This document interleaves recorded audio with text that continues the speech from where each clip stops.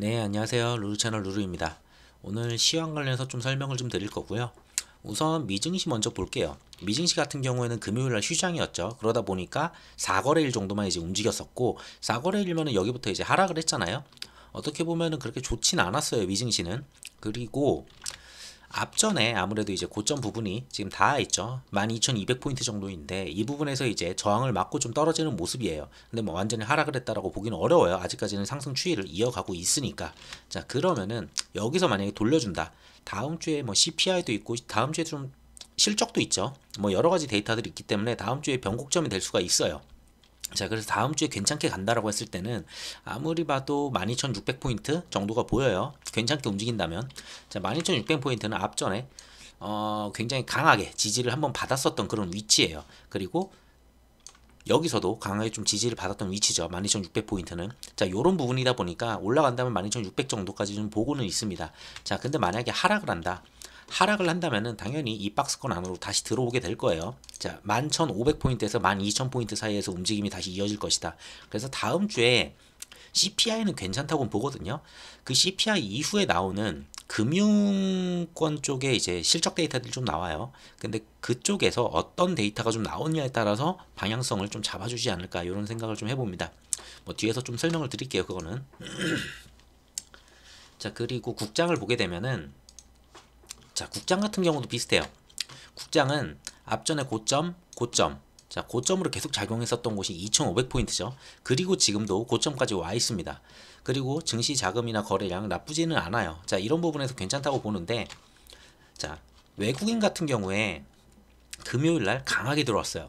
목요일 날 말도 안 되는 선물 매도가 좀 나오긴 했었지만, 뭐 현물 같은 경우에는 한 둘이 합쳐가지고 얼추 한 1조 정도를 던졌고, 그리고 다시 둘이서 얼추 거의 비슷하게 1조 정도를 다시 들어오는 그런 모습이에요.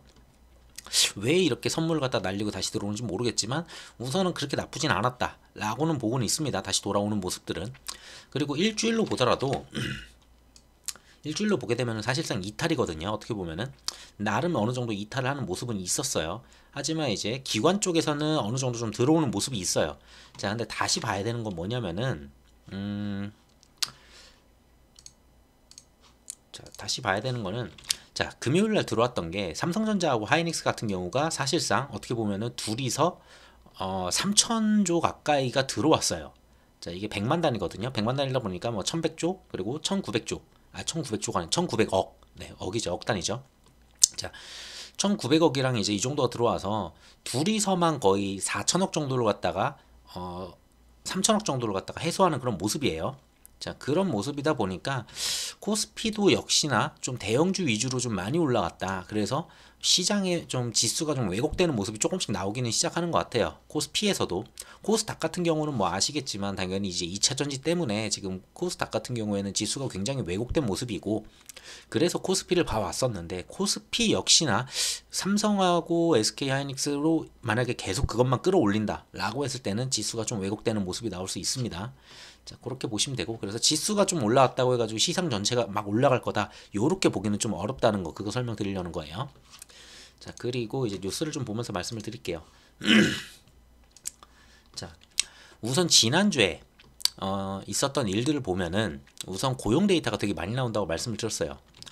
화요일 같은 경우 보면은 자, 미국 노동부에 졸지 이제 구인하고 뭐 이직 보고 데이터가 나왔어요. 자, 여기서 봤을 때 예상치보다 굉장히 적게 나왔어요. 이 말은 다시 뭐냐라고 봤을 때는 구인을 하는 곳들이 많이 줄어들었다는 거예요. 그거는 고용이 굉장히 좀 어려워지고 있다라고 보시면 돼요. 그러니까 일자리가 별로 없어지고 있다. 예전에는 일자리가 굉장히 많았잖아요. 일자리가 굉장히 많다 보니까 이런 데이터들이 오히려 더 높게 나왔어요. 그러니까 고용이 막 탄탄하다, 아직도 일자리가 넘쳐난다 막 이랬었는데, 일자리가 넘쳐나니까 막 이제 얘기를 했었죠.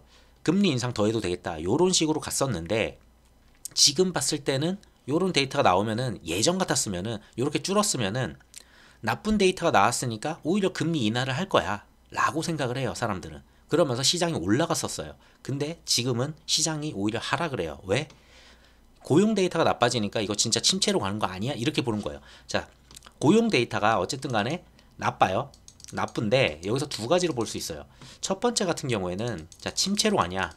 이거는 침체 데이터다. 자, 두 번째는, 자, 이러면 금리 인하를 할 거다. 금리 인하를 할 거니까, 금리를 내릴 거니까, 오히려 시장이 상승할 수 있지 않냐. 요 두 가지예요. 해석이 두 가지예요. 그러니까, 배드 이스 배드냐 아니면 배드 이스 굿이냐예요. 자, 근데 침체로 좀 해석하는 방향들이 좀 나오고는 있어요. 그러니까, 뭐 다른 데이터들 말고 그냥 시장의 움직임만 봤을 때는 이런 데이터가 나왔을 때 상승한다면은 금리 인하하면서 시장이 올라간다고 보는 거네. 이렇게 보는 건데 요런 데이터가 나왔는데 하락을 했죠. 하락을 했으면 이거는 침체로 보고 있네. 요렇게 해석이 되는 거예요. 그래서 예전하고 좀 달라요. 예전에는 요렇게 좀 낮게 나왔으면은 금리 인하할 거야 하고 막 시장이 상승을 했거든요. 근데 지금은 요렇게 데이터가 고용 데이터가 좀 나쁘게 나오니까 침체하네 라고 하면서 지금 시장이 하락하는 모습이에요. 자, 그래서 화요일 날 좀 하락하는 모습을 좀 보였었고, 자, 그러면은 수요일 날 한 번 더 체크를 할 수 있었어요.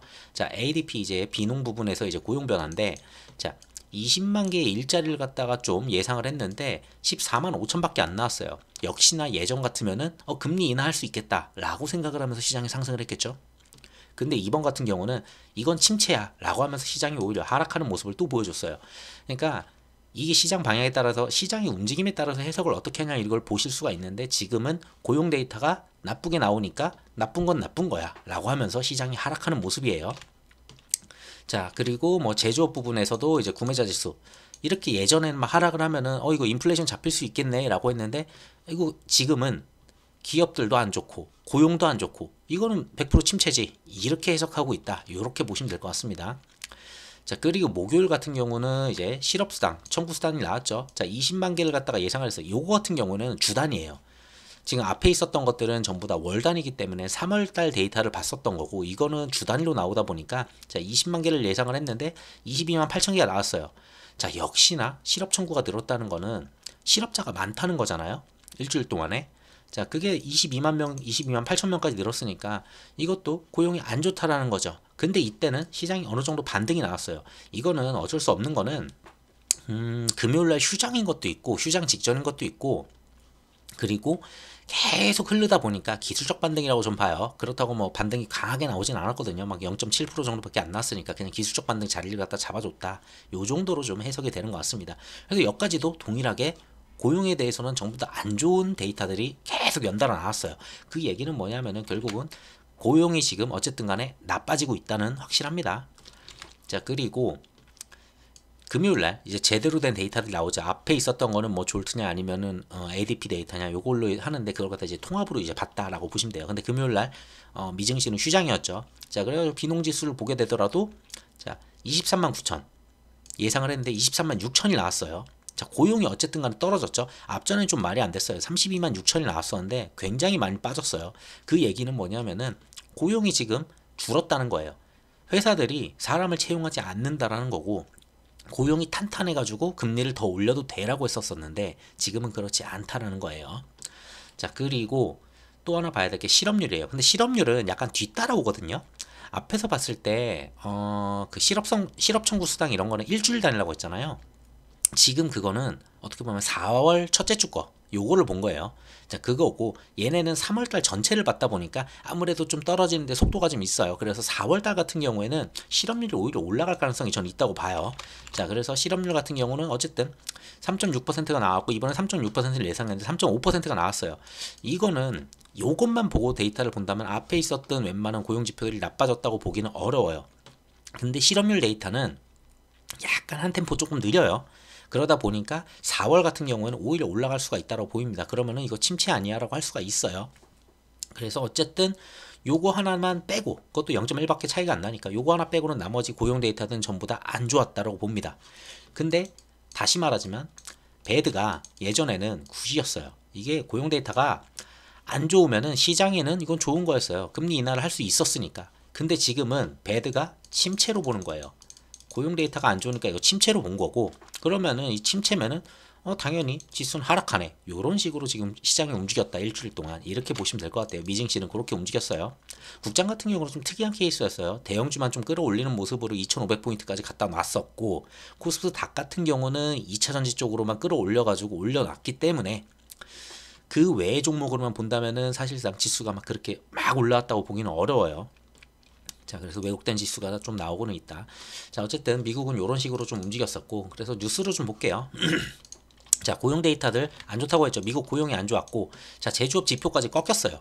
이거는 뭐냐면은 뭐 인플레이션이 잡히는 건 맞아요. 고용 꺾이고 제조업 꺾이고 그럼 인플레이션 잡히네. 그러면 금리 인하할 수 있네. 그럼 시장이 올라가겠네라고 해야 되는데 시장이 내려갔죠. 그건 뭐냐? 경기 내리막 공포다. 침체다 이거는. 이렇게 해석을 하는 거예요. 지금 시장은. 자, 침체가 깊을지 얕을지는 몰라요. 이걸 갖다가 침체는 저는 온다고 계속 말씀을 드렸죠. 침체는 분명히 와요. 이게 5월이든 6월이든 7월이든 요중에 침체가 한번 올 거는 같은데 그걸 얼마만큼 깊게 들어갔다가 나오느냐. 요게 좀 중요할 거는 같습니다. 자, 그리고 그 다음에 나왔었던 게 뭐냐.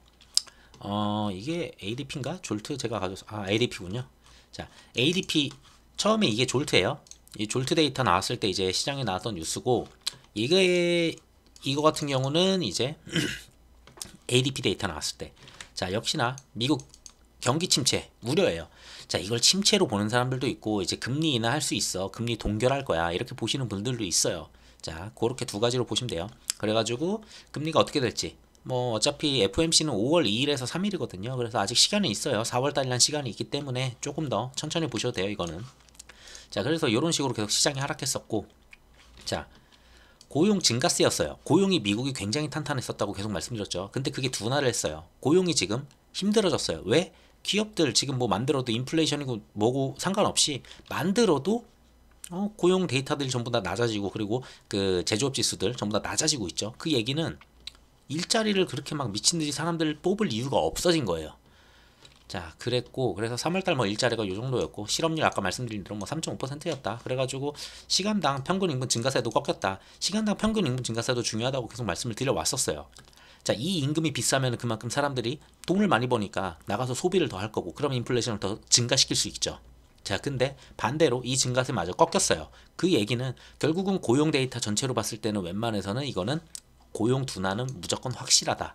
그러면은 이 고용 둔화를 가지고 인플레이션이 완화가 된다라고 생각을 할 거냐 아니면 이게 침체라고 생각할 거냐, 딱 요것만 그냥 생각하시면 돼요. 근데 저는 침체로 보고 있습니다. 침체에 지금 초입으로 이제 들어가고 있다라고 좀 보고는 있어요. 자, 그리고 이것도 동일한 내용이에요. 뭐 인플레이션 주범. 자, 미국의 고용 과열이 잡히냐. 자, 인플레이션 주범이 사실상 고용 때문이었어요. 고용이 굉장히 탄탄했었기 때문에 사람들이 뭐 인플레이션 올라와도 돈을 많이 버니까 주당 임금이 좋았으니까 월급이 더 올라오니까 뭐 상관없어. 나는 그 돈 더 쓰면 돼. 물가가 더 올라도 난 더 벌었기 때문에 더 쓸 수 있어. 그렇게 탄탄했었기 때문에 인플레이션을 못 잡고 있었는데 고용이 이제 잡혔잖아요. 고용이 좀 잡히니까 이게 조금 이제 인플레이션 좀 잡히는 거 아니냐라고는 하는데 뭐 동일하게 말씀드리지만 결국은 침체다. 이렇게 좀 말씀드릴 수 있을 것 같아요. 뭐 애플 같은 경우도 지금 구조조정 뭐 이런 식으로 좀 진행을 하고 있고 일부 팀 뭐 소수 직원들 감원들 당연하고 있습니다. 그리고 뭐 맥도날드 이런 곳들도 이제 해고 준비 뭐 재택근무하고 지금 사무실 닫고 있고 뭐 미국은 사람 자르는 게 쉬우니까 이런 모습들이에요. 그래서 지난주에 그 페드워치 쪽에서 제가 말씀드렸을 때 보여드렸던 거는 동결 가능성이 좀 높다고 봤었잖아요. 5월달 2일하고 3일날 이제 진행이 되는 부분들이 있는데 이때 좀 동결이 좀 있을 수 있다라고 봤는데 지금은 아니에요. 지금은 플러스 25bp가 올라간다는 거예요. 자, 금리 동결보다 오히려 금리를 갖다가 25bp 올릴 가능성이 높다라고 이제 좀 보는 시각들이 생겼어요. 왜? 자, 금융권 리스크. 자, SVB 그러니까 실리콘밸리 뱅크 같은 경우에 지금 문제가 생기면서 이거 채권 금리가 막 내려갔잖아요. 그러면서 이제 리스크네 하면서 금리 동결할 거야 라고 봤었는데 이게 어느 정도 소화가 됐어요. 유럽에서도 뭐 도이치뱅크부터 여러 가지 있었죠. 이슈들이 굉장히 많았어요. 근데 그것도 전부 다 조용해졌어요. 그러니까 금융 리스크 자체가 없어진 거예요. 이 금융 리스크가 한 2주 정도만 조용하고 더 이상 파산만 나오지 않는다면 잠잠해질 거라고 말씀을 드렸잖아요. 지금 한 일주일 더 지났죠. 일주일 더 지나는 동안에 파산이 없었어요. 그러니까 사람들은 이제 이쪽에 대한 리스크는 없다라고 이제 보는 거고, 자, 그러면은 금리를 동결할 이유가 그렇게 세지는 않다. 근데 고용이 줄었는데 그럼 금리 동결할 수 있는 거 아니야. 요거였어요. 지금부터 좀 이따가 얘기를 드리겠지만 유가가 조금 달라지는 부분들이 있어요. 그래서 금리를 더 올려야 된다라고 이쪽으로 좀 당겨지는 그런 모습입니다. 자, 고용이 괜찮아지면은 동결할 수 있었는데 왜 25%를 올려야 되느냐? 그걸 보게 되면은, 자, 오펙 같은 경우에 이번에 지난주 뭐 4월 3일쯤이었어요. 지난주에 하루에 116만 배럴 갖다가 자발적 감산을 한다고 해요. 자, 이 감산을 한다는 게 뭐냐? 결국은 주의 더 적게 생산을 한다는 거예요. 생산이 줄으면은 당연히 가격은 올라가요. 그래서 지금 유가가 70불대 막 60불대도 잠깐 봤었거든요. 근데 지금 80불이에요. 80불에서 떨어지지 않고 있어요. 지금 버티고 있어요. 유가가 굉장히 많이 올랐어요. 하루에 막 6% 오른 날도 있었거든요. 지난주에. 자, 유가가 굉장히 올라갔다는 거는 결국은 인플레이션 좀 내려갈 줄 알았는데 유가 때문에 이거 인플레이션 또 안 잡히겠네. 유가가 올라가면은 당연히 생산을 해야 되는 비용 자체가 올라가요. 아까는 제조업 지수가 막 떨어졌잖아요. 생산 비용들이. 근데 이거 당연히 올라갈 거예요. 그러면 다시 또 인플레이션 또 고조가 될 수가 있다. 이렇게 보는 거예요. 그러면은 인플레이션 잡으려면은 금융 리스크는 사라졌는데 유가가 올랐으니까 다시 인플레이션을 또 고조시키겠네. 그러면은 금리 인상을 해야 되겠네. 이렇게 해석을 했다고 보시면 돼요. 자, 그리고 거기에 이어서 거기까지만 해도 지금 셌거든요. 116만 배럴을 갖다가 지금 하루에 요거면 되게 큰 거예요. 진짜 큰 건데, 자, 요건데 그거에 이어서 자, 러시아까지 원유 감산 40% 늘린다고요. 이거는 유가가 지금 80%에서 80불이었죠. 80불에서 지금 멈춰 있었거든요. 그나마. 자, 요 뉴스가 주말 중에 나왔어요. 자, 요 뉴스가 주말 중에 나왔다는 거는 다음 주에 유가 이거 80불에서 지금 버티고 있었는데 이렇게 상승한 다음에 옆으로 버티고 있었거든요. 80불에서. 자, 근데 이거 다시 한번 올라갈 가능성이 있어요. 거의 90불까지 또 움직일 가능성이 있어요. 뭐 100불 얘기를 하는 곳들도 있는데, 자, 유가 간단하게 말씀드리고 하면 유가가 오르면은 우리나라는 굉장히 적자를 크게 봐요. 우리나라는 원유를 전부 다 수입해서 쓰기 때문에 웬만한 제조업들은 원유를 다 수입해서 그걸로 뭘 만들고 막 해야 되는데, 이게 올라간다는 거는 정말 기업의 영업이익에 큰 타격을 줄 수밖에 없어요. 지금 안 그래도 안 좋은데 유가가 오른다? 그러면은 우리나라는 원유를 살 때 뭐 다른 나라도 비슷하죠. 달러 베이스로 사잖아요. 원 달러 환율도 지금 1300 초반대예요. 떨어지지 않고 있어요. 자, 이게 좀 떨어져주면 다행인데, 자, 환율도 올라가. 거기에다가 유가도 올라가. 유가도 지금 뭐 80에서 이제 90까지 볼 수 있어요. 둘 다 올라간다면은 기업한테는 최악이다. 이렇게 볼 수 있어요. 뭐 수출하는 기업들한테는 좋죠. 수출이 많은 기업들, 예를 들면은 기아차나 뭐 현대차 이런 애들한테 되게 오히려 좋아요. 달러가 올라가면 올라갈수록. 그런 부분들도 있고, 뭐 배터리 쪽도 달러가 올라가서 좋고, 뭐 그런 부분들이 있어요. 근데 이거는 전체적인 기업으로 봤을 때 우리나라 경상수지나 아니면은 자, 무역 이제 적자, 무역 수지 적자 지금 나오는 걸 봤을 때는 달러는 무조건 떨어져야 된다는 건데 이렇지 않다라는 거죠. 근데 거기다가 유가까지 올라간다. 전부 다 전반적으로 우리나라한테는 좋지 않다. 이렇게 좀 해석이 되는 것 같습니다. 자, 어쨌든 요거 때문에 잠깐 좀 샜는데, 자, 원유 감산을 갖다 이렇게 중동 그리고 러시아에서 가장 큰 곳 둘이서 이렇게 감산을 시켜버리면은 유가는 무조건 올라가요. 그 얘기는 우리한테 분명히 타격이 있다. 그리고 인플레이션 다시 고조될 가능성이 있다. 이렇게 보시면 돼요. 자, 그리고 그래서 뭐 유가가 이제 100달러까지 만약에 진짜 이게 현실화가 된다면 제가 봤을 때 이거 러시아 이슈 또 잡히고 진짜로 감산이 시작되기 시작하면은 90불까지는 가능할 것 같거든요. 이러면은 지금은 4월 달이잖아요. 지금 4월 달이니까 3월 CPI는 좋을 거예요. 다음 주에 나오는 CPI는 좋을 건데 4월 달에 CPI가 어차피 5월에 나오잖아요. 자, 요때 나오는 거는 안 좋을 수가 있어요. 에너지 부분이 굉장히 크게 올랐기 때문에 4월에. 자, 어쨌든 자, 유가 100달러가 현실화되면은 우리는 뭐 최대 뭐 당연히 그렇죠. 방금 말씀드린 거예요. 원유 수입 의존도가 가장 높은 한국과 일본, 인도 등이 가장 큰 피해를 입을 거다. 인도는 그래도 러시아한테 좀 싸게 받아오는 게 있으니까 괜찮죠. 근데 한국이랑 일본이 좀 타격을 받을 수 있겠죠. 이렇게 보시면 될 것 같아요. 자, 그래서 달러 지수가 또 중요하죠. 환율 쪽 봐야 되는데 환율 쪽을 보게 되면은 자, 달러 인덱스예요. 달러 인덱스는 계속 하락을 해요. 왜 계속 하락을 했느냐? 그건 뒤에서 이제 설명을 드릴게요. 지금 계속 하락을 했거든요. 자, 보시면은 지난주에도 한번 말씀드렸어요. 미중 패권 전쟁이 이제 시작이 됐다. 이런 식으로 좀 말씀드렸는데 이게 뭐 하루아침에 이게 딱 벌어지고 이런 게 아니에요. 뭐 전쟁 나듯이 하루아침에 막 갑자기 미사일 날리는 게 아니니까.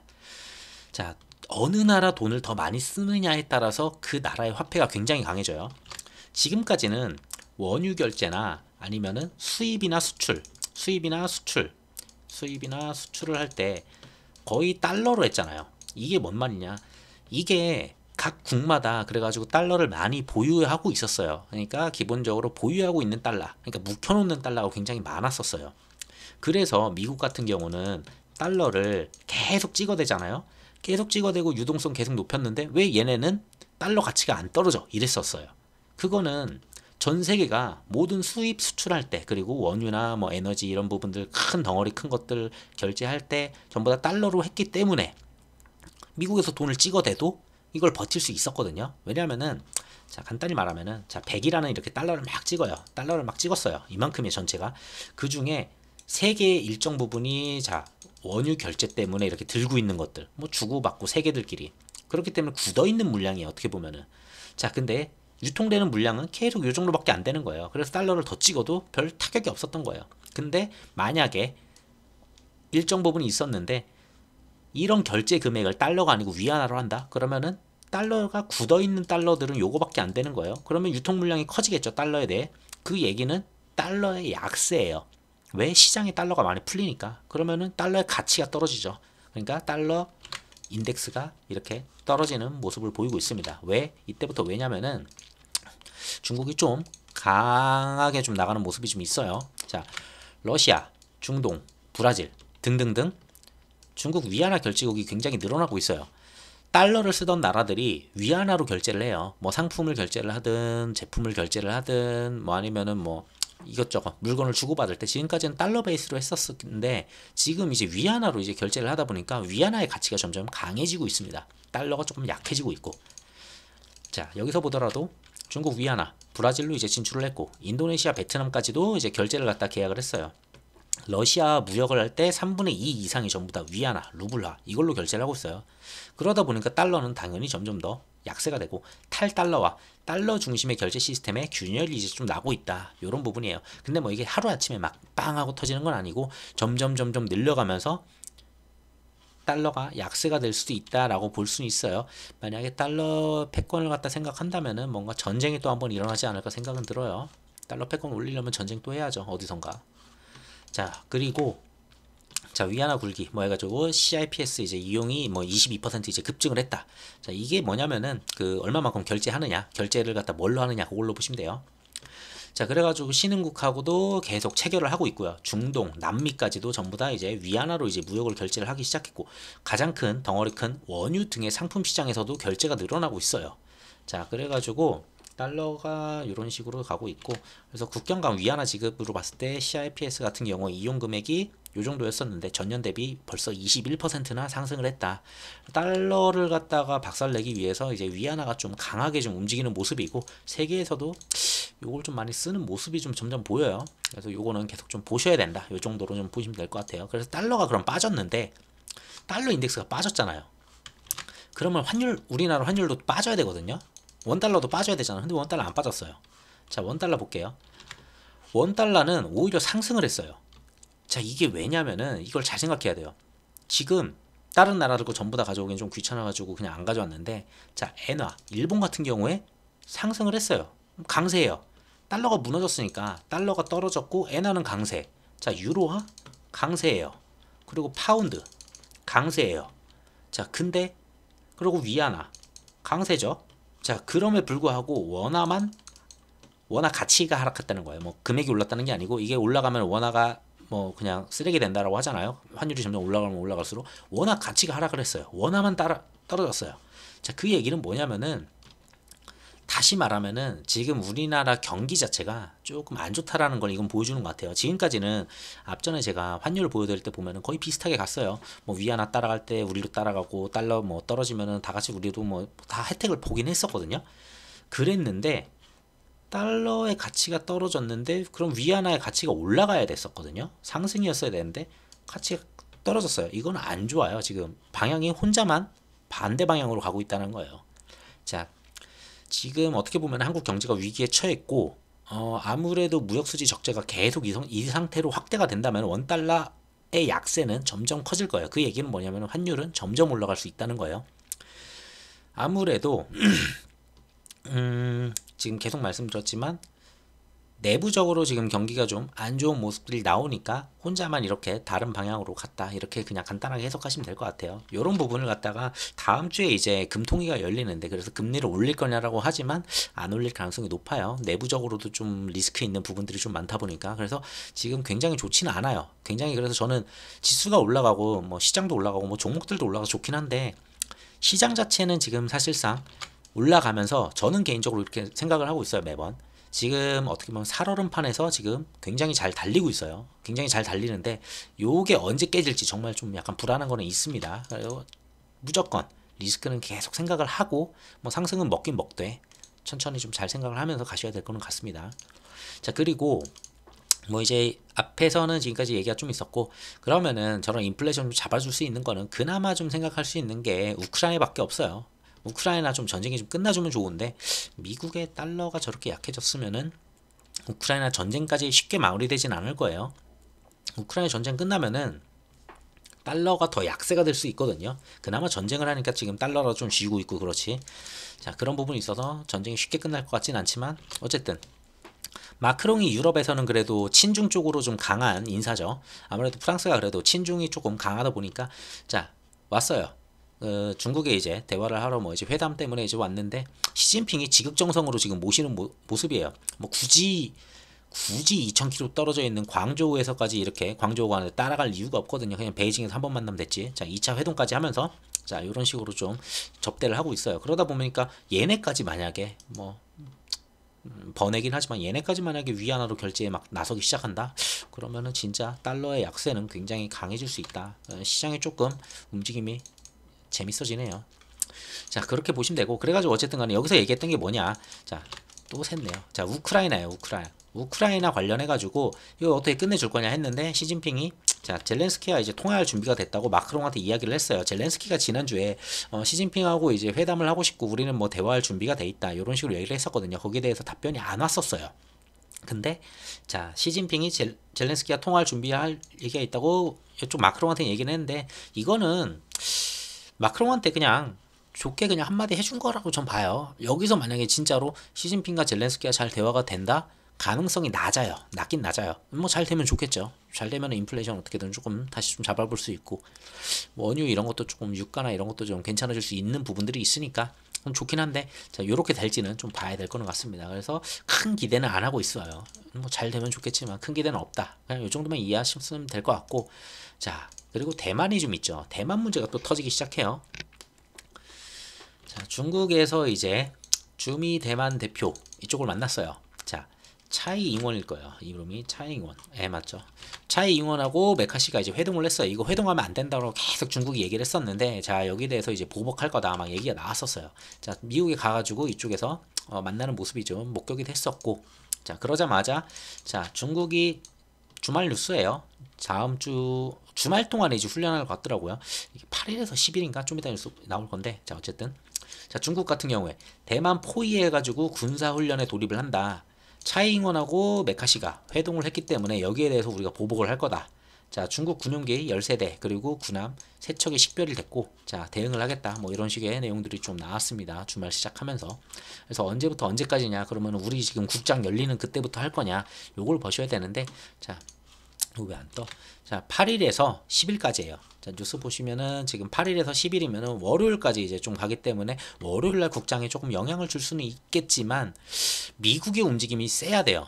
미국이 자, 8일에서 10일이죠. 자, 미국이 만약에 여기에 갑자기 세게 이야기를 한다거나 중국 니네 그러면 안 돼 하면서 막 함대 막 보내고 전투기 막 둘이 만났다 뭐 얘기하고 막 이러기 시작하면 또 시끌벅적해지거든요. 그렇게 만들 거냐가 중요한데 개인적으로는 미국의 달러 약세를 봤을 때는 이걸 갖다가 고조시킬 가능성이 있다고 봐요. 고조시키면은 달러가 조금 살아나거든요. 세계적으로 위기다 막 이러고 하면은 그러면은 달러가 좀 강세로 돌아가요. 그래서 전쟁을 통해 가지고 달러 가치를 좀 올려왔었죠. 지금까지 버텨오기도 했었고 지금 이런 상황이면은 이걸 고조시킬 가능성이 저는 높다고 봐요. 미국이 뭐 그건 가봐야지 알겠지만 고조가 안 됐으면 좋겠어요. 그래서 이게 고조가 된다라고 하면은 당연히 또 국장에 영향이 오겠죠. 이것도 그래 좋지는 않다. 이런 부분들도 계속 살얼음이라고 계속 말씀을 드렸어요. 지금 달려가는 시장 자체가. 자, 그리고 대만 방문한 자, 미국의 하원 외교위원장 대만으로 왔어요. 와가지고 뭔 얘기를 했느냐? 대만의 무기 제공 속도를 내야 된다. 자, 고조시키는 거예요. 이거는 대만의 무기를 제공을 더 많이 해주게 되면은 중국이 반발을 하겠죠. 그러면 중국이 또 나서가지고 막 비행기 날리고 뭐 전투기 날리고 함대 날리고 막 할 텐데 그럼 미국에서 도와주는 척한다고 뭐 함대가 몇 대가 왔다 갔다 했고 뭐 니네가 뭐 넘었느니 안 했느니 미사일 막 날라다니고 압박용이겠지만, 자, 그런 식으로 나오게 되면 당연히 전체적인 시장에는 안 좋겠지만 동아시아, 뭐 일본, 한국 같은 경우에 증시에는 굉장히 타격을 줄 수 있는 그런 내용들입니다. 그래서 요 정도 내용들이 있다. 뭐 지금 당장에 그렇게 된 건 아니지만 그렇게만 보시면 될 것 같아요. 이거는 뭐 주말 중에 또 한번 보셔야 될 거예요. 내일이 일요일이잖아요. 어차피 훈련이 중국 훈련이 10일까지니까 뭐 일요일 날 뉴스까지 조금 더 확인해 보시는 게 더 좋을 것 같습니다. 여기에 대해서 미국이 어떤 반발 이런 내용들이 좀 나오는지 추가로. 자, 이게 왜 계속 이러느냐 보시면은 내년에 대만에 그 총선이 있어요. 아, 총선이 아니고 대선이에요. 대선. 그 총통을 갖다가 이제 뽑는 그런 건데, 자, 친중 성향이 있어요. 마잉주가 있었고, 그리고 이번에 미국에 가서 메카시를 만났던 차이잉원이 있거든요. 지금 현재 대만 총통이죠. 이쪽이 친미 성향이에요. 그러다 보니까 미국으로 방문을 했었고, 자, 마잉주 같은 경우는 자, 중국으로 왔다 갔다 하고 있어요. 자, 친중 성향의 마잉주 누가 되느냐에 따라서 만약에 이쪽에서 친중에서 되잖아요. 그러면은 좀 얘기가 많이 달라져요. 지금까지는 뭐 반도체니 뭐 이런 것들 지금 어떻게든 기술 패권을 갖다 막겠다 이랬었는데, 친중 성향이 만약에 대만의 총통이 된다? 그랬을 때는 미국이 구상해왔던 중국한테 기술력을 죽이지 않기 위해서 지금 반도체부터 뭐 IRA 때리고 뭐 배터리 때리고 뭐 때리잖아요. 그런 부분이 어느 정도 풀릴 가능성이 높아요. 그럼 중국이 더 강해질 가능성이 높고요. 자, 그래서 친중 성향을 안 만들기 위해서 아무래도 좀 전쟁을 고조시키려는 그런 부분들이 있어요. 미국은 내년 대선을 위해 가지고, 대만 대선을 위해 가지고 친미 성향이 강해지려면은 아무래도 중국하고 대만이 미사일을 막 날리고 이래야지 중국에 대한 반발심을 가질 거 아니에요. 대만 시민들이. 그걸 미국은 생각을 할 거란 말이에요. 그렇기 때문에 전쟁을 고조시킬 가능성이 있다. 그래서 조금 대만과 중국 간에 뭔가 고조되는 분위기가 나올 수 있는데, 자, 반대로 중국 같은 경우는 이거를 솔직히 막 고조시키기는 좀 그래요. 고조를 시키면은 이쪽 친중 성향들이 뭔가 좀 얘기하기가 막 세진 않아요. 아, 중국 애들이 막 대만을 쳐들어 온다는데, 막 대만을 쳐들어 오는 식으로 막 훈련하고 막 이러는데 얘네들 뽑을 수 있을까요? 쉽지가 않아요. 그렇기 때문에 중국도 적당한 수준으로 좀 갈 거는 같아요. 하지만 미국이 계속 건드릴 가능성이 높아요. 좀 나와가지고 좀 전쟁을 고조시키기 위해서. 자, 그런 부분들이 있다. 이렇게만 좀 보시면 될 것 같아요. 큰 그림에서는 사실상 이게 제일 중요해요. 요거 때문에 지금 대만 갈등이랑 뭐 중국 왔다 갔다 하고 무기를 논리 많이 하고 막 지금 중국이 최근에는 막 저렇게 차이잉원이 갔음에도 불구하고 강하게 나가지 않았던 모습들이 여기 있어요. 자, 그 정도 이슈는 요 정도 있었다고 생각하시면 될 것 같고, 자, 그래서 그러면 우리나라는 어쩔 거냐. 지금 웬만한 얘기들은 좀 거시적인 부분들이 좀 많아요. 지금 당장에 뭐가 터진다는 거는 제가 봤을 때는 없어요. 그렇게 막. 뭐 대만 이슈? 당연히 있죠. 대만 이슈가 있는데 요걸 어떻게 보느냐. 자, 인플레이션을 고조될 수 있는 요건은 두 가지 정도로 보고 있어요. 자, 첫 번째는 유가. 자, 유가가 상승하면 인플레이션 다시 고조된다. 자, 두 번째, 자, 중국과 대만. 자, 생산이 굉장히 많은 나라예요. 자, 공급하는 그런 원자재도 많고 반도체도 많고 이것저것 굉장히 많아요. 그리고 생산하는 가장 큰 공장이라고 볼 수 있는 것이 중국이잖아요. 자, 이쪽에 이런 문제가 막 생긴다. 니네 거 안 받아. 또 끊기기 시작하면은 미중 간에 뭐 FTA 이런 거 없잖아요. 자, 거기다가 세금 막 때리고 세금 부과하기 시작할 수도 있고, 자, 그런 부분들이 나온다라고 했을 때는 인플레이션 또 고조될 수 있는 하나의 요건이 될 수 있다. 중국과 대만 이슈가. 자, 그래서 아까 보셨듯이 유가가 오르고 대만 이슈가 그렇게 나오니까 지난주에 봤었던 거랑 달리 지난주는 이게 훨씬 높았죠. 그래가지고 동결 가능성이 높네 이렇게 봤었어요. 그리고 그때는 금융 이슈가 아직은 살아 있었으니까. 근데 금융 이슈가 없어졌고, 자, 지금은 오히려 인플레이션을 고조시킬 수 있는 이슈들이 많이 나왔죠. 금융권 리스크는 줄어들었고, 그러다 보니까 25bp 올릴 가능성이 높아졌다. 이런 식으로 시장은 이해를 하고 있습니다. 자, 그래서 주말 금요일 날인가? 그리고 실업률 이런 것도 그렇게 나오다 보니까 뭐 이게 조금 더 많이 올라가는 모습 좀 보였긴 했어요. 그리고 채권금리도 좀 올라갔었고 주말에. 자, 그 정도 보시면 되고, 어디까지 했죠? 그래서 다음 주에 그러면은 봐야 될 이슈들이 뭐냐면은, 우선 다음 주 월화는 뭐 그렇게 큰 건 없는 것 같아요. 뭐 이렇게 FMC 멤버들 나와가지고 얘기하는 게 있는데 이거 그렇게 크게 움직이지 않더라고 요즘은. 옛날에는 진짜 막 나와가지고 한마디 좀 떠들게 하면 막 시장이 출렁출렁 걸었었는데 요즘은 그렇진 않은 것 같아요. 자, 그래서 이런 것도 그렇게 중요하지 않고, 우선 가장 중요한 건 수요일이에요. 수요일 날 자, 미국 장전이죠. 그런 얘기는 미국 수요일 날 움직이고서 움직이기 때문에 목요일 날 국장에는 적용이 될 거예요. 목요일날 국장이 적용이 될 이슈고, 자 CPI가 나와요. 자 근데 CPI가 나쁘지 않아요. 지난번에 YOY로 봤을 때는 지난달에 6% 찍었어요. 자 근데 이번에는 5.2%를 예상을 해요. 이번에 어쩌면은 주택지수나 이런 거, 주택 관련해 가지고 렌탈료 뭐 이런 부분들이 좀 하락한 데이터들이 좀 포함될 가능성이 높기는 한 것 같아요. 그게 만약에 포함이 안 됐다 그럼 그 다음 달 포함이 될 거예요. 아무래도 후속 지표다 보니까 주택 부분은 굉장히 한 번에 좀 들어올 가능성이 높아요. 근데 어쨌든 상반기 중에 주택에 대한 그 하락분이 분명히 여기 포함이 될 거다. 지난달에 포함 안 됐었거든요, 크게. 그래가지고 이번 달에 포함이 되는지 좀 보시면 될 것 같고, 그리고 3월달 같은 경우는 에너지 부분에서 데이터들이 유가나 이런 부분, 그리고 가스, LNG 이런 쪽에서도 그렇게 크게 막 반응했었던 게 없었어요. 그래서 전체적으로 나쁘진 않을 거예요, 이번 데이터는. 가장 걱정되는 거는 4월이죠. 그러니까 5월에 발표하는 4월달 CPI가 나쁠 가능성이 높아요. 지금 에너지 쪽 보면은 너무 많이 올랐거든요. 3월달에는 60불대도 한번 찍었어요. 근데 지금은 80불대에서 막 90불대 보려고 하고 있으니까 당연히 4월은 안 좋을 수밖에 없다. 자 그리고 MOM으로 봐도 자 0.4에서 0.3으로 이제 줄어드는, 아무래도 조금 진정이 되는 그런 모습들이 좀 나오려고 하는 그런 분위기는 맞아요. 지금은 CPI만 봤을 때는, 이번 CPI만 봤을 때는 그렇게 좀 해석하시면 돼요. 그래서 요때 CPI 때 방향성을 잡으면서 반등이 좀 나올 수도 있겠다, 요런 식으로 좀 생각해 볼 수 있지 않을까 생각이 좀 듭니다. 자 그리고 그래서 그 CPI가 좀 있고, 우선 CPI에 대해서 저 예상치를 갖다 찍을 거냐라고 봤을 때는 찍을 가능성이 높은 것 같아요. 자 우선 블룸버그 같은 경우에는 CPI 전망을 갖다가 봤을 때 전년 대비 대충 5.2%, 자 아까 전에 5.2% 봤죠? 빠질 가능성이 있다고 계속 보고 있고요. 그리고 가장 그나마 잘 맞췄었던 곳이 이제 클리블랜드인데, 클리블랜드 같은 경우에도 5.2% YOY로 지금 이렇게 보고 있어요. 아까 전에 5.2였잖아요. 거의 비슷하게 예상치에 따라서 들어올 것 같다. 만약에 조금 더 빠질 수도 있겠죠. 뭐 기저효과나 이런 거에다가 기저효과도 있고 주택 부분이 좀 크게 들어온다라고 했을 땐 이거보다 더 빠질 수도 있겠다, 요 정도 생각할 수 있어요. 그래서 제가 보는 거는 대충 5에서 5.2%까지 볼 수 있겠다. 예상치는 5.2%예요 5.2만 나와도 상관이 없는데, 이거보다 더 빠지면은 시장은 5.1이나 5.0 정도만 나온다면 시장은 다시 한번 상승으로 방향을 틀어줄 수 있겠죠. 자, 요 정도 보시면 될 것 같아요. 그래서 다음 주도 그렇게 나쁘진 않아요. 시장을 봤을 때 미증시 같은 경우에 어느 정도 조정을 받았거든요, 보면은. 자 나스닥 같은 경우에 이번 주에 조정을 좀 받았어요. 그래서 얘네 같은 경우에 다시 들어 올려가지고 12,250 앞에 있었던 고점까지는 들어 올릴 수도 있겠다. CPI 움직임 이런 거 나왔을 때 요까지는 좀 보여져요. 근데 여기서 추가적으로 들어 올릴 거냐, 그거는 좀 봐야 되겠어요. 만약에 들어 올린다면은 대충 12,500에서 12,600 정도, 요 정도 예상을 해봅니다. 자 그래서 우선 국내에서는 또 이슈가 있거든요. 국내에서는 이제 금통위 4월달 이제 금통위가 다음 주에 있어요. 다음 주에 있는데 동결 가능성이 솔직히 높아요. 지금 환율을 보거나 뭐 지금 달러나 달러 인덱스랑 지금 달리 가는 걸 봤을 때는 분명히 우리는 금리를 갖다가 이번에는 올려야 된다고 보기는 해요.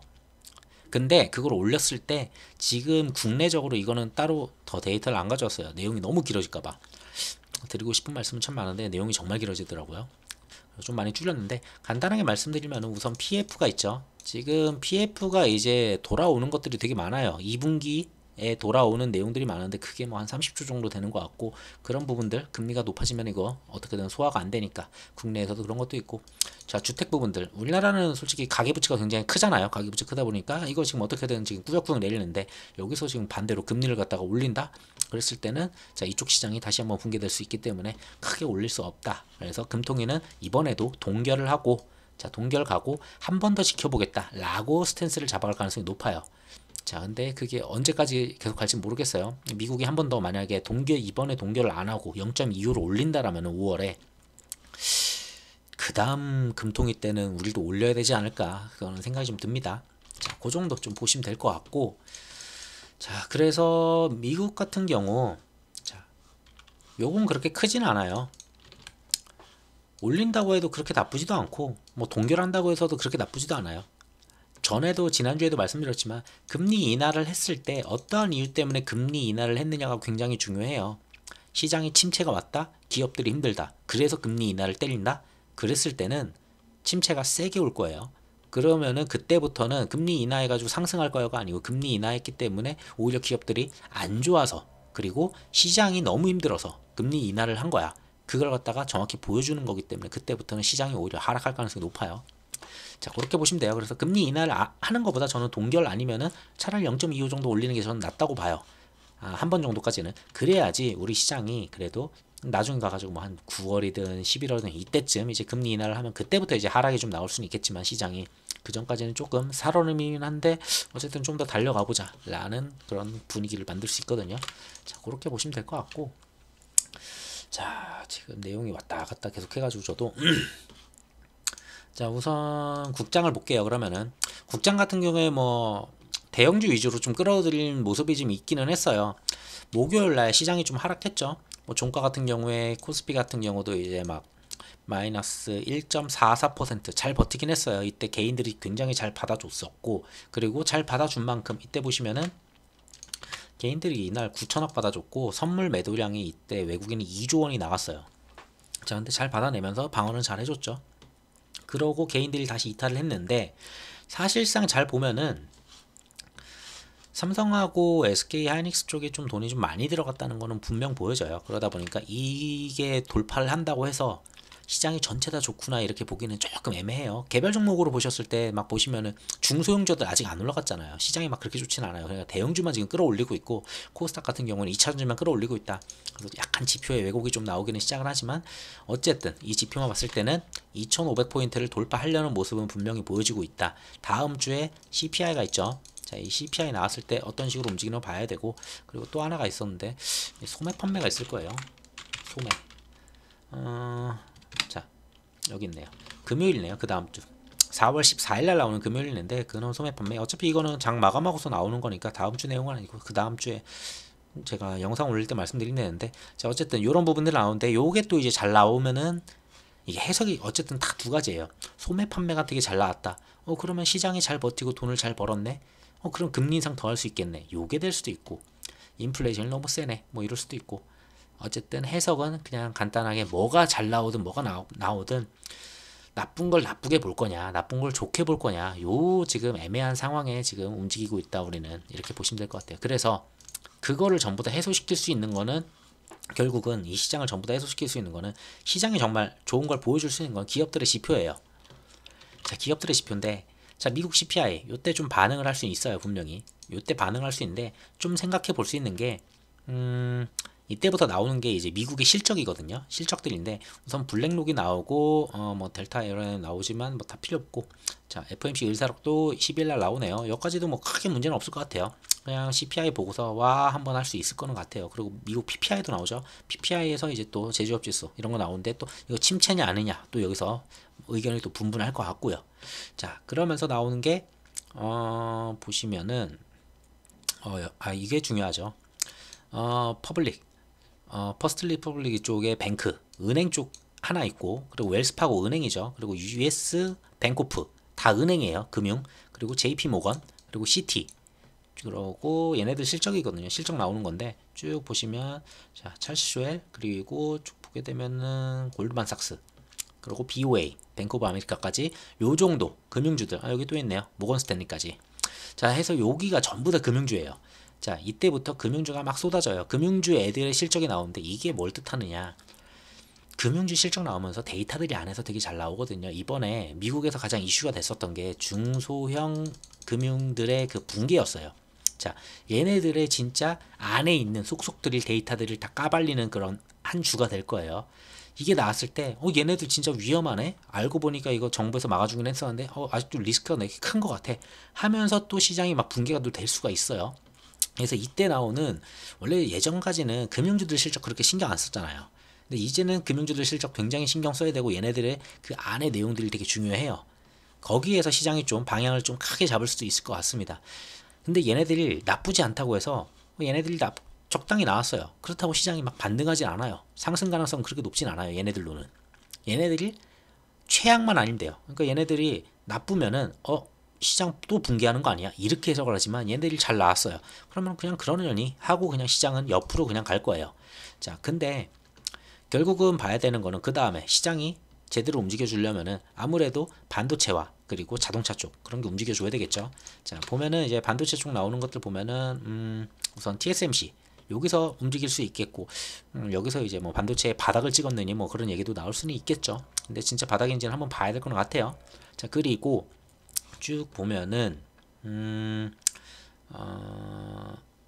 뭐 이제 넷플릭스 기술주들이에요. 그러니까 기술주들 좀 나오고, 여기부터네요. 테슬라, ASML, 자, 반도체랑 뭐 테슬라 이런 애들 전부 다 나오고, 쭉쭉쭉 보면은 여기부터 이제 빅테크들이 쫙 나오거든요. 막 마이크로소프트, 알파벳, 막 비자, 막 쭉쭉쭉 나와요. 빅테크들이. 자, 요쪽이 이제 빅테크다. 여기 19일부터가 이제 거의 빅테크가 나오는 시기고, 자, 요때까지가 이제 금융주가 나오는 시기다. 그렇기 때문에 이번 주에 우리가 봐야 되는 한 주로 봤을 때는 한국의 금통위, 금리 뭐 동결할 가능성이 이미 높기 때문에 뭐 크게 신경 안 써요, 저는. 자, 그리고 여기까지는 조용하겠지만 CPI 좋을 거예요. CPI 좋게 나오면서 분위기 와 좋다 할 수 있는데, 자, 그다음 PPI 나와가지고 제조업 침체네 이럴 수도 있어요. 자, 그리고 TSMC 그때 나오면서 갑자기 TSMC도 적자네. 적자인데 삼성전자 적자 쳤잖아요. 근데 적자 쳤는데 그건 바닥이야 이렇게 해석하면서 올라갔으니까 반대로 똑같이 그럴 수 있긴 하겠죠. 그럼 가봐야지 알겠죠. 근데 이때부터 나오는 이제 금융주들이 막 나오는데, 금융주들 알고 봤더니 막 JP모건 막 이런 애들, 시티그룹 이런 애들 나왔는데, 얘네들도 리스크 있는 거 아니야 막 이런 말도 안 되는 소리들 나오기 시작하면 다시 한번 최악으로 갈 수도 있겠죠.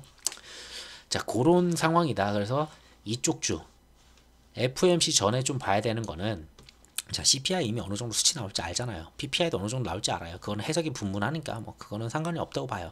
결국은 우리가 모르고 있는 거는, 자, 금융주의 실적, 그리고 기술주들의 실적. 만약에 금융주가 무난하게 나오고 기술주들이 실적이 예상치보다는 조금 잘 나오거나 예상치까지도 괜찮게 나왔고, 그 다음에 내년 올해 이제 남아있는 2, 3, 4분기 뭐 가이던스가 괜찮게 나온다. 그랬을 때는 당연히 여기서 시장 반등이 세게 나오겠죠. 그러고서 FOMC를 5월 초에 진행을 한다. 이렇게 보시면 될 것 같아요. 그래서 이제 실적이 이끄는 장이 이제 좀 나올 것 같아요. 고용지표는 웬만큼 나올 만큼 다 나왔고, 이거를 이제 고용지표에서는 침체로 봤지만, 고용지표까지는 침체로 봤어요. 여기까지는. 자, 여기까지 침체로 본 거예요. 지금 시장이. 그래서 이 침체가 이제 끝나고, 침체 아니야. 회사들이 괜찮기 때문에, 기업들이 괜찮기 때문에 침체가 아니야. 이거는 오히려 금리 인하를 때릴 수 있는 기회고, 그러면은 오히려 상승을 할 거야. 요렇게 갈지 한번 지켜보시면 될 것 같습니다. 자, 그래서 쭉 보시면은 그 정도 있다. 뭐 그렇게 크게 뭐가 없다. 요 정도 보시면 될 것 같아요. 그래서 이번 주 시장 같은 경우는 저는 좀 기대되는 거는, 대부분 사람들이 이거 2,500 넘을 거라고 지금 보고 있거든요. 이거 올려버릴 거라고. 왜냐면은 금요일날 외국인하고 기관하고 그리고 선물도 좀 많이 들어와가지고 이거 올릴 거야 라고 보고는 있는데, 또 하나의 생각은 어쩌면은 이거 갭 뜨면은, 만약에 갭 떴다가 이렇게 무너지면은 다시 한번 또 들어올 수도 있고, 그래서 여기부터는 좀 조심을 하셔야 된다라고 저는 말씀을 계속 드리고는 싶어요. 만약에 2,500을 넘어서는 이 구간들, 지난주에도 말씀드렸지만 요 구간에 들어간다 했을 때는 분명히 조심해야 되는 것들은 분명히 있다. 우리나라 같은 경우는 유가에도 약세, 그리고 달러, 환율에도 지금 약세, 그리고 기업들 실적을 갖다가 반영시키는 얘네들이 전부 다 안 좋아요. 거기다가 대외적으로는 중국과 대만 이슈, 자, 그런 것도 있고, 전부 다 지금 좋지가 않아요. 지금 기업들 실적이 안 좋은데 이거 바닥이야 라고 생각하면서 지금 먼저 움직이거든요. 근데 이게 침체는 앞에 기다리고 있어요. 침체는 기다리고 있고, 자, 만약에 침체가 강하게 온다 했으면 하반기는 안 좋을 거예요. 하반기는 진짜 하반기에 침체가 온다라고 했을 때는 시장이 좋지 않아요. 기업들 실적도 좋지 않아요.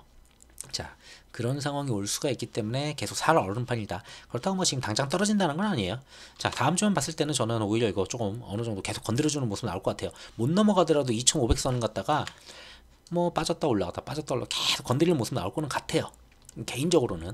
자, 근데 그러면서 한번 돌파 시도를 할 수 있겠죠. 그러면서 사람들은 이제 시장이 좋다고 하면서 막 돈들이 들어올 거야, 증시로. 왜냐면은 지금 은행에 지금 예금 이자 주는 게 별로 좋지가 않아요. 그리고 부동산도 어느 정도 좀 반등이 조금 나오는 모습이다 보니까 부동산을 노리셨던 그런 돈들도 숨어 있다가 그냥 이제 이쪽도 증시가 좋다는데 뭐 하면서 좀 들어오는 돈들이 많은 것 같아요. 그래서 증시 예탁금을 보고 있는데, 증시 예탁금이 꾸준히 올라가서 일주일 동안 5조 원인가 들어왔거든요, 증시로. 그 증시에 딱하면 5조 원 가까이가 들어오다 보니까 굉장히 많이 들었어요. 지금 증시에 지금 있는 돈이 50조 정도 지금 돌고 있는 것 같은데, 앞전에 일주일 전만 해도 3월 30일 날 했었을 때 45조였어요. 45조 원이 증시에 타고 있었는데 요만큼 5조가 더 들어왔고, 약간 점점 개인들 돈이 좀 많이 들어오면서 과열되는 부분은 분명히 있다. 근데 과열되지만 그 과열에 맥스를 찍으려면은 여기까지 가줘야죠. 여기 갔다가 찍고 이제 이때부터 무너지니까, 자, 그랬을 때는 우리는 요 시기에는 분명히 챙기면서 조심조심 해야 된다. 저는 이 말씀 꼭 드리고 싶어요. 자, 그래서 상승했을 때도 기분 좋게 잘 드시면서 그러면서 리스크 관리는 계속 해야 된다는 부분. 여기는 리스크 관리 무조건 해야 돼요. 코스닥 볼게요. 마지막으로 코스닥도 역시나 이거는 뭐 2차 전지 때문에 말도 안 되게 움직였는데, 자 원래는 여기죠. 자 앞전에 지지 그리고 저항이 있었죠. 자 이런 부분들 돌파가 나왔는데, 사실상 요거는 2차 전지 빨로 했을 때 뺐을 때는 거의 요쯤 왔을 거예요. 2차 전지 빼면은 2차 전지가 보통 한 10%에서 10 몇 프로 정도 지금 적용받고 있거든요. 대충 그랬을 때는 얼추 지금 사실상 한 800에서 800 초반대 정도 나올 거예요. 그러니까 원래 2차 전지 빼고 계산한다면 여기가 맞아요. 지금 요 정도에서 똑같이 움직이고 있다, 이렇게 보시면 돼요. 자, 그래서 얘네들도 지금 거의 돌파 위치에 와 있다. 뭐 2차 전지 빨로 움직이긴 했지만 그래도 잘 움직여서 나쁘진 않아요. 지금 전 세계에서 코스닥이 가장 많이 올랐죠. 분기로 보든 뭘로 보든. 자, 그래서 나쁘지 않았다, 이 정도 보시면 될 것 같고, 다음 주도 크게 나쁘진 않을 것 같고, 그냥 리스크 대신 되는 부분들은 다 말씀드린 것 같아요. 그렇게 좀 생각하시면 될 것 같아요. 자, 그래서 영상 들어줘서 감사합니다. 남은 주말 잘 보내셨으면 좋겠습니다. 감사합니다.